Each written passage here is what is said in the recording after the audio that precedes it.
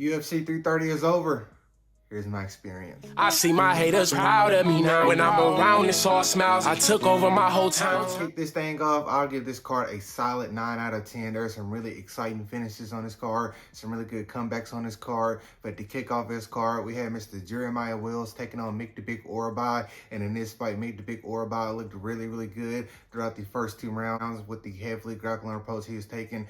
Every time he let him up, Jeremiah Wills would throw bombs at him and sometimes clip him and rock him a little bit, but he'd just be able to get the fight back to the ground. But in the third round, Jeremiah Wills knew he was down 2-0 and he had to go for it. In the third round, he put his foot on the gas and went for it. Cracked Mick the Big Orabai, made Orabai go for a takedown and absolutely choked that man to sleep with a ninja choke. It was absolutely beautiful as Jeremiah Wills get the finish in his hometown and gets the $100,000 bonus to go along with it. He said he might be retiring if the UFC doesn't give him somebody in the top 15, but after a performance like that versus Mick the Big Orabai, somebody who was undefeated in the weight class, I'll say you give him somebody in the top 15 and we'll see where the cars fall. Following that fight, we had one of the ultimate gatekeepers in the division. We had Mr. Neil Magny taking on Ramiz Brahimaj, and in this fight, Neil Magny did what he does best. If you can't get him out in the first and you use a lot of your energy, you're going to have a very, very tough time with him throughout the rest of the fight, and that's exactly what Brahimaj did in this fight. The first round, absolute domination, held him on his back the majority of the round, and just stifled Magny throughout the first round.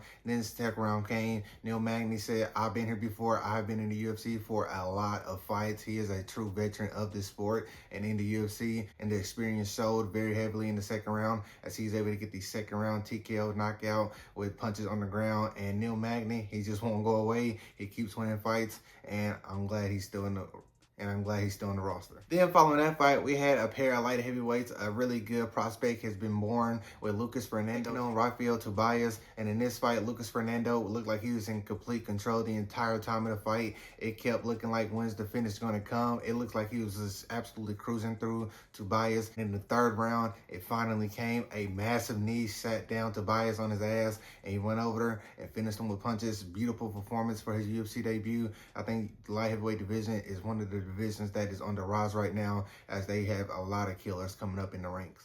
Following that fight, we had another fight where we had a UFC true veteran versus somebody that's newer in the UFC. We had Mr. Tresean Gore taking on Vicente Luque. I did want to say young lion versus the older lion, but hell, Tresean Gore is 32 and Vicente Luque is only 34 years old, so it doesn't really work that way. But in this fight, Tresean Gore showed that he has the power and the willpower to not tap. You're going to have to put that man to sleep if you got him in a blood choke, because Vicente Luque had that choke absolutely locked in. I think it was in the second round. I mean, it was there. It was there. I'm talking about, this was about 4 or 5 years earlier. I think Tresean Gore sleep on that canvas, but Tresean Gore decided he was not going to tap. You're going to have to put him out, and he was able to edge out the decision win at the end of it. And Tresean Gore is now on a 2-fight winning streak, and I think he's going to improve a lot more before he gets worse. Following that fight, we had one of the more enigmatic fighters in the UFC, Mr. Dante Johnson taking on Eric McConaughey. And in this fight, Dante Johnson fought with reckless abandon, and it worked out for him.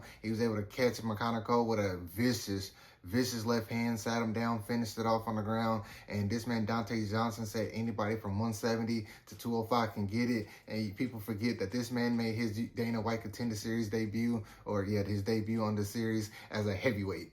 He fought at heavyweight to get his UFC contract, and this fight was at 185. Dante Johnson still undefeated, and I think he's going to be one of the more exciting prospects to watch in these next couple of years as he's able to get another first-round finish. After that fight, we had a catchweight fight between Charles Johnson and Eduardo Chapelin, and in this fight, it was an exciting fight throughout the majority of the fight. I don't know how in the world Charles Johnson survived the second round. I thought Eduardo was going to be able to put him out of there as he caught him with a massive left hand, and I thought Charles Johnson was done, but he wasn't done. He's one of those guys where you absolutely have to put him out and the referee has to pull you off of him, because if that's not the case, he's going to continue fighting. And he is able to find a Scottish twister in the third round after rocking Chapelin early in the third, and he's able to lock it in whenever able to lock in the Scottish twister after Chapelin thought he was out of danger, and out of nowhere he's able to secure that submission. It was a pretty nasty submission, but Charles Johnson is back to the winning ways, and he gets the third round submission win. In the prelim main event of the night, we had Chidi Njokuani taking on Joel Alvarez. Probably the fight I was most looking forward to on this card besides the main event.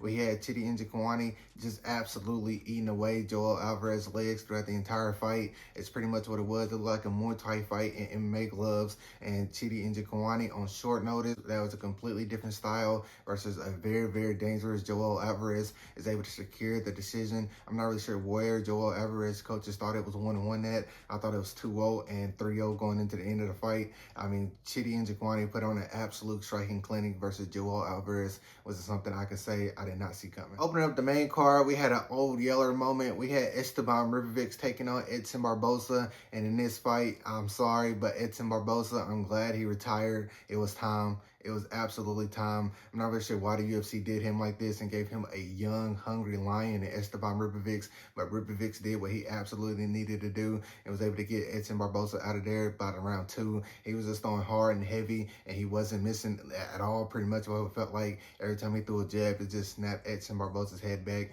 Edson Barboza had really nothing to throw back at Esteban Ribovics that he didn't see coming or that he didn't just walk through, and Esteban Ribovics is able to get the second round standing TKO knockout over one of the legends of the sport in Edson Barboza, and I am glad that this is going to be the last time we see Edson Barboza compete, because his highlight reel it's not getting any longer, and people just adding that name to their resume makes me feel a certain way. But shout out to Esteban Ribovics for doing the job. Following that fight, we had a prospect that I thought was going to take over the UFC in a couple of years, and it is not looking that way at the moment. We had Dustin Stolfus taking on Mansour Abdul Malik, and in this fight, Dustin Stolfus showed that he's still a UFC level fighter, as he was able to secure a second round submission win over Mansour Abdul Malik. It's just Mansour Abdul Malik really didn't have anything for Dustin Stolfus. Dustin Stolfus took him on Stolfus Airlines and absolutely body slammed Mansour Abdul Malik, to where I thought Mansour Abdul Malik had the wrestling advantage in this fight, and it looked like that was completely wrong.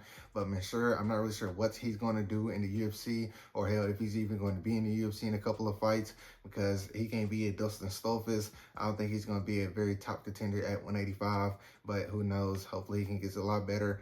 But who knows? Hopefully he gets a lot better in between camps and he gets a favorable matchup his next time out, because Dustin Stolfus being the baseline of somebody you can't beat, the UFC gave you a main card opportunity and he gets done pretty badly versus the Dustin Stolfus. It's not a good look, but shout out to Dustin Stolfus for getting the second round win and getting $100,000 in the process. Following that fight, we had the tarantula Jalen Turner taking on Kay Fernandez, and it only took Jalen Turner 30 seconds to get this fight out of there and read to the judges' scorecards. This man, Jalen Turner, absolutely blitzed him after Kay Fernandez turned his back to him. Somebody you should never turn your back to, and this man, Jalen Turner, put it on that man, caught him clean, absolutely clean with a left hand, dropped him, followed up with some vicious ground and pound. The referee probably could have stopped it 2 or 3 punches earlier than that, but I cannot believe Jalen Turner was going to walk away from the sport and he still has performances like that in his bag, and his future is looking really bright. I'm glad he is back in the octagon. He is one of the more exciting fighters when he's in the cage, and I'm glad Jalen Turner's back for a little bit, maybe a while. Shout out Jalen Turner. He looked damn good with the 30-second first round finish. In the co-main event of the night, we had the strawweight belt being contested between Miss Mackenzie Dern and Jillian Robertson, and Mackenzie Dern absolutely steamrolled Gillian Robertson throughout the entire fight. I think Gillian won the 5th round, but at that point, it was kind of just a pride thing. Mackenzie Dern was absolutely dominant on the ground. I mean, hell, even standing up, she was faster and landing more punches on her, but the ground is where she really, really shined. I think the gap between her and the next lady on the ground is an extremely massive gap. I don't think anybody's going to be recovered while she is champion. Now, if Zhang Weili able to come back, I think she probably wins the belt back, but at this point, I don't know if she's fighting anymore, but if she does, that'd be something to talk about whenever that day comes. But this woman, Mackenzie Dern, put on an absolute clinic versus Jillian Robertson. And another thing I want to talk about with this fight is Mr. Dean Thomas. That shit was lame. I'm not really sure why he decided to say that on the broadcast, saying, I am done retiring. Saying I am retiring from cornering fighters. I took Jillian Robertson as far as she can. She just fought for her first world title and lost in a pretty bad fashion. And you being her head coach saying that shit on live TV was an extremely lame thing to do. He apologized for it today, but still, that's stupid for him to do. but shout out Mackenzie Dern for a very dominant title. In the main event of the night, we had Mr. Islam Makhachev taking on Ian Gary. And in this fight, I think it was a lot closer than a lot of people thought this fight was going to be. In this fight, I had a 2-2 going into the 5th round. And Ian Gary is one of those fighters where he just pissed me off with all that hugging and good job shit in the middle of a fight. You're fighting for a world champion. You can tell him he's one of the best ever after the fight. If you win, if you lose, tell him after the fight. You don't need to hug that man every single round at the end of the round, especially when he's whooping your ass in the 1st and 2nd round. And I understand it could be mind games and stuff like that, but I don't want to see that shit. I'm pretty sure a lot of people don't want to see that shit. But shout out to Ian Gary. He looked really good in this fight. I mean, he ate that head kick in the 2nd round. I thought that was going to put him in a lot of danger. But the 3rd, 4th round, I thought he was able to land the more damaging blows, more blows, and he was able to stay off the ground as long as he could. But the 5th round kind of got tangled up, and from there, it was wraps. But Islam Makhachev is now the sole owner of the longest winning streak in the UFC with 17 wins and counting. Is that man passing the GOAT status or getting in the GOAT conversation? For me, my GOAT is going to be John Jones. I don't think anybody's going to be able to touch that because his run's a whole different video. But Islam Makhachev is now Islam Makhachev is the sole owner of the longest win streak in UFC history at 17 and counting. And I can't wait to see who he gets next. I think it should probably be Carlos Prates because Carlos Prates is running through former champions in that weight class. Finishing JDM, absolutely starching Leon Edwards. I mean, how do you deny this man at this point? I wish they would have did a #1 contenders fight on this card, but that time's passed, and now it's Carlos Prates' opportunity to fight for the belt. But what did you guys think about this card? What was your favorite fight of the night? What was your biggest surprise of the night? Let me know down below in the comments. And if you enjoyed the video, please make sure you like, comment, and subscribe. Be good people. Peace.